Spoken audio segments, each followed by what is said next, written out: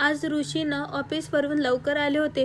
ते ऑफिसला काही डब्बा घेऊन गेले नव्हते, म्हणून आल्या आल्या त्यांना भूक लागली. त्यांना ऑइली तर काही खायचं नको होतं. ते बोलले काहीतरी हेल्दी बनव. माझ्याकडे भिजू घातलेले हरभरे तर होतेच, यापासूनच काहीतरी बनवायला घेतलं. हरभरे बॉईल करायला ठेवले. ते बॉईल होतात तोपर्यंत मी कांदा, टोमॅटो आणि एका भाजीसाठी जी पेस्ट बनवली होती त्यामधली थोडी पेस्ट घेतली.